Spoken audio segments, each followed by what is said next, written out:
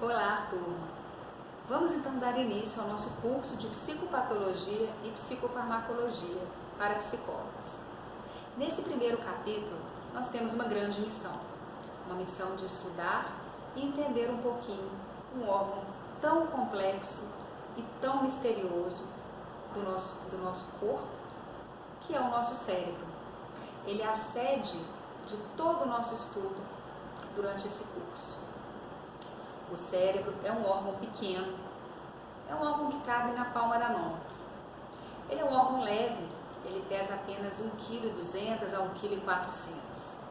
Tem um aspecto esponjoso, meio parecendo uma gelatina, mas é um órgão mágico, é um órgão complexo e é um órgão que é a sede de tudo que nos acontece. É a sede dos nossos pensamentos, é onde nós temos os nossos comportamentos comandados, de onde sai o nosso julgamento, a nossa crítica, o nosso freio durante o dia a dia. É como a gente consegue perceber o mundo, perceber o ambiente, se relacionar, como a gente consegue se relacionar com outros seres humanos e com o meio social em que vivemos. O cérebro é um órgão como outro qualquer e ele também pode adoecer. E é esse adoecimento cerebral, é esse adoecimento mental que é a base do estudo da psiquiatria. O transtorno mental, historicamente, tenta ser compreendido não só por médicos, mas por historiadores, por filósofos. Todos têm um interesse muito grande em entender como que esse cérebro funciona. As neurociências têm tido um papel muito importante para a psiquiatria em geral, para poder entender como que o nosso cérebro consegue fazer os processos mentais e como se dá, então, todo esse emaranhado de conhecimento, de interações, de pensamentos e também, por que não, de adoecimento. É isso que nós vamos conversar. A cada momento a psiquiatria tem evoluído e os médicos têm conversado cada vez mais através de estudos científicos, através de dados muito bem comprovados. Nós temos critérios diagnósticos onde a gente pode determinar que tipo de transtorno acomete cada pessoa. Mas, inicialmente, então, vamos conversar um pouquinho sobre essa maravilhosa engenhoca que se chama cérebro. O nosso cérebro, como eu disse, ele é pequeno, ele é leve, mas ele tem dentro de si cerca de 100 bilhões de neurônios, causando mais ou menos 100 milhões de sensações por segundo. E cada um desses neurônios, ele pode se comunicar com uma enormidade de outros neurônios, causando uma rede de comunicação imensa, que se a gente colocasse os neurônios, as células nervosas em fila, nós poderíamos alcançar uma distância de 160 mil quilômetros. Então pensem vocês que todo esse emaranhado está dentro do nosso cérebro e funciona maravilhosamente e perfeitamente bem para nos dar todas as sensações corporais. Os neurônios, então, são as células básicas, as células base do cérebro. Imaginem vocês, eu vou dar uma metáfora como se fosse uma árvore, tá? Os neurônios são células muito diferenciadas. Eles contêm um núcleo, que seria esse topo aqui da árvore. No núcleo existem estruturas que comandam todo o funcionamento dos neurônios.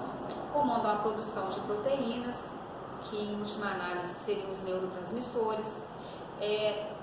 Tem estruturas responsáveis pela energia para a produção dessas proteínas, para todo o funcionamento neuronal ser perfeito. Tá? No topo, então, dessa copa, desse núcleo, existiriam as folhas, as folhinhas, que seriam então os dendritos. Os dendritos são pequenas ramificações que acontecem aqui na beira aqui do núcleo, que seriam os responsáveis por captar os estímulos dos neurônios que seriam chamados pré-sinápticos, que eu vou explicar um pouquinho mais tarde. Tá? Então, os dendritos são os responsáveis por captar toda essa informação transmitida pelo neurônio anterior. Tá bom?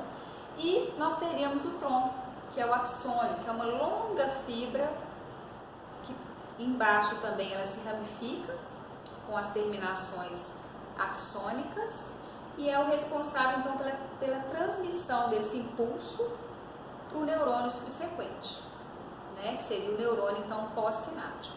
Então os neurônios eles vão tendo uma cadeia de comunicação e que pode ser feita de duas formas, através da forma elétrica, através de íons que são transmitidos eletricamente entre um neurônio e outro, ou através dos neurotransmissores, que nós vamos conversar um pouquinho mais no nosso curso, que seria a neurotransmissão química, através então da produção dessas substâncias químicas chamadas neurotransmissores.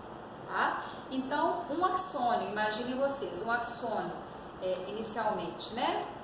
Ele seria o axônio pré-sináptico, tá? Ele vai produzir no núcleo substâncias chamadas neurotransmissores, que vão sendo liberadas através do axônio, das terminações axônicas, através de pequenas bolsinhas, que são as vesículas, que vão liberar aqueles neurotransmissores para a sinapse. A sinapse é onde ocorre a comunicação entre os neurônios.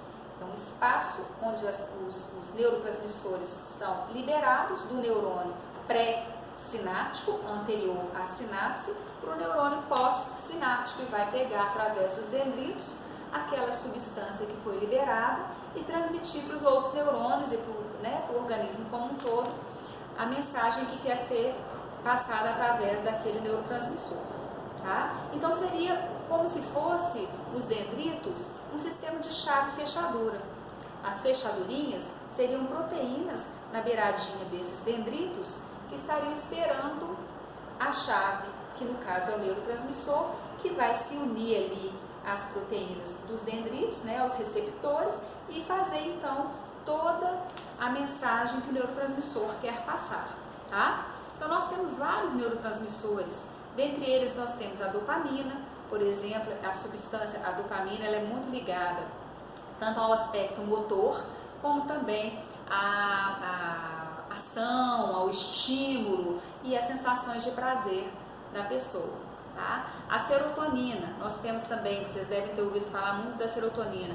A serotonina está muito ligada ao humor, à ansiedade, à agressividade, ela está muito ligada à modulação então da depressão, do sono, muitas vezes questões sexuais também. A serotonina pode estar envolvida nesses aspectos. Tá? Nós temos a acetilcolina. A acetilcolina ela é muito ligada à atenção, à aprendizagem, à memória. Nós temos também a noradrenalina, que é ligada muito também ao alerta, né? Então, por exemplo, nós temos aquela sensação de quando a gente tem medo ou alguma coisa assim, primordialmente, né, o que era chamado de luta ou fuga diante de um perigo. Você tem que lutar ou fugir. A descarga, nesse caso de neurotransmissores, era da adrenalina, da noradrenalina, uma descarga adrenérgica que te dá aquela sensação de alerta, né, de perigo, muitas vezes até de sensação de analgesia, falta, né, diminuição da dor e algumas situações nesse sentido assim, tá? Então os principais seriam esses. O glutamato, nós temos o glutamato, que é o principal neurotransmissor excitatório do corpo. Nós temos o GABA, que é o principal neurotransmissor inibitório, que dá aquela sensação mais de calma, de paz, de analgesia, de sensação de lentidão. Então todos eles têm um equilíbrio entre si muito grandes, tá? Em que cada momento a gente tem que estar num equilíbrio desses neurotransmissores diante dos diversos estímulos que a gente tem para poder ter a saúde mental. Quando um deles está desregulado, é o que acontece em alguns transtornos mentais que nós vamos ver ao longo do curso. No próximo vídeo vou conversar um pouquinho sobre a especificidade de cada lobo cerebral, tá bom? Os hemisférios cerebrais são divididos em lobos e é o que nós vamos conversar daqui a pouquinho. Até lá!